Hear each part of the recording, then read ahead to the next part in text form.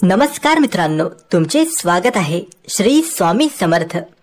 मित्रांनो, पारायण केल्याने काय होते? तर मित्रांनो, सर्वांनी पारायण हा शब्द ऐकला असेलच व अनेकदा कानावरही पडला असेल.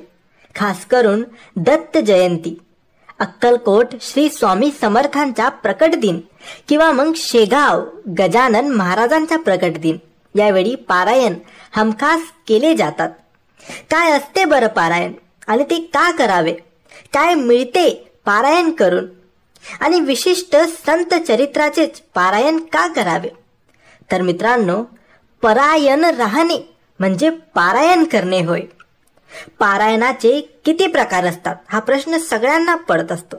तर मित्रांनो, पारायण करण्याचे 4 प्रकार असतात. ते म्हणजे 1 ते 21 अध्याय एका बैठकीत पूर्ण करणे, म्हणजे एका दिवसात 21 अध्याय वाचून पूर्ण करणे.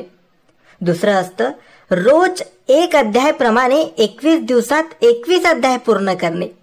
तिसरे असते रोज 3 अध्याय प्रमाणे 7 दिवसात 21 अध्याय पूर्ण करणे. नंतर असतात रोज 7 अध्याय याप्रमाणे 3 दिवसात 21 अध्याय पूर्ण करणे. सहसा अनेक लोक हे रोज 3 अध्याय प्रमाणे 7 दिवसात 21 अध्याय पूर्ण करतात. मित्रांनो, तुम्हाला आता एक प्रश्न पडला असेल की पारायण करताना कोणते पथ्य पाळणे आवश्यक असते? तर मित्रांनो, एक वेळ ठेवून वाचन करणे. म्हणजे जर आज सकाळी तुम्ही 7ला पारायणास बसला आहात तर उद्याही त्याच वेळी पारायण सुरू करणे. मग ते 7 दिवसाचे असू द्या की 3 दिवसाचे असू द्या, तुम्ही सकाळी 7चा वेळ ठेवलाय तर तुम्ही 7 वाजेलाच ते पारायणला बसायला हवे. असं नाही की तुम्ही आज 7 वाजता केले, उद्या 9 वाजता, नंतर 11 वाजता, असं करू नका. नियमांचे पालन करा. जर तुम्ही पहिल्या दिवशी 7 वाजेला पारायणाला सुरुवात केली तर दुसऱ्या दिवशीही 7 वाजेलाच पारायण करावे. नंतर एक भुक्त राहणे व 1 कडधान्य खाणे. म्हणजे जर तुम्ही रोज उपवास करतायत आणि सायंकाळी उपवास सोडतायत तर तुम्ही मुगाच्या डाळीचे वरण व पोळी असेल तर 7ही दिवस तेच खावे, त्यात बदल करू नये. जर तुम्ही एखादी कोणती डाळ आणि पोळी किंवा भाकरी तुम्ही पहिल्या दिवशी खात असाल तर तुम्ही 7ही दिवस तेच खायचे, दुसरे त्यात बदल करू नये. यानंतर पायात चप्पल न घालणे. बरेचसे लोक 7ही दिवस म्हणजे जेवढे दिवस ही पारायण करतात तेवढे दिवस पायात चप्पल घालत नसतात.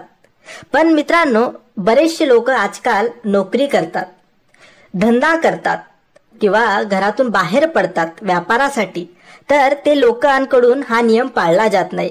पण जर शक्य असेल तर तुम्ही हा नियम पाळू शकतात किंवा मग नाही जमला तर नाही पाळला तरी चालते. सर्व दिवस काया, वाचा, मने किंवा ब्रह्मचर्याचे पालन करणे. साध्या चटईवर वर कांबळावर झोपणे. सतरंजीवर झोपणे म्हणजे बेडवर पलंगावर झोपायचे नाही, सोफ्यावर बसायचे नाही. बसायचे असेल तर जमिनीवर बसायचं, झोपायचे असेल तर जमिनीवर सतरंजी टाकून झोपायचं. असे नियम याचे पालन करावे लागतात. खोटे बोलायचे नाही. संपूर्ण लक्ष फक्त ईश्वरावर केंद्रित करणे. या नियमांचे तुम्ही कठोरतेने पालन करावे. यात परायण म्हणजे दक्ष राहणे म्हणजेच पारायण होय. आता तुम्हाला प्रश्न पडला असेल की काय मिळतं हे पारायण करून? तर याचे उत्तर असतं म्हणजे पारायण काही मागण्यासाठी नाही, तर केवळ आपणास काय हवे होते ते आईकडे म्हणजे स्वामींकडे, आपल्या गुरूंकडे सांगणे असते. म्हणजेच त्या ईश्वरास प्रार्थना करणे होय. बाळाने कितीही हट्ट केला तरी त्याच्यासाठी काय योग्य ते फक्त आईलाच, गुरुलाच, आपल्या स्वामीलाच समजते. तसे भक्तांसाठी काय योग्य ते तो ईश्वरच ठरवतो. आपण केवळ ते संकल्प रूपाने त्या ईश्वरासमोर मांडायचे असते. पण तेही नियमात राहून कासवाप्रमाणे सर्व अहंकार, गर्व या सर्वांचा त्याग करून चित्तवृत्ती फक्त ईश्वराकडे वळणे म्हणजे पारायण असते.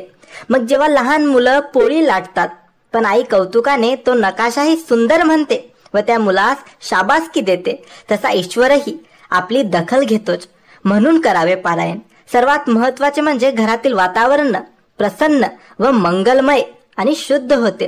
तर तुम्ही जेव्हाही पारायणाला सुरुवात कराल ज्या दिवशी पारायणाला सुरुवात कराल तर पारायण वाचण्याच्या आधी तुम्ही एक संकल्प सोडा. हातात पाणी घेऊन त्या ताटात पाणी सोडा आणि जी पण इच्छा असेल, जे पण संकट असतील, ज्या पण समस्या असतील त्या गुरुला बोला, स्वामींना बोला, आपल्या ईश्वराला बोला आणि मग पारायणाला सुरुवात करा. नक्कीच हा संदेश, तुमची इच्छा देवापर्यंत पोहोचेल आणि पारायण झाल्यानंतर तुमच्या त्या इच्छा नक्की पूर्ण होतील. तर मित्रांनो, ही माहिती तुम्हाला आवडली असेल तर लाईक आणि शेअर करा. काही प्रश्न असतील तर कमेंट्सद्वारे विचारा आणि आमच्या चॅनलला सबस्क्राईब करायला विसरू नका. धन्यवाद.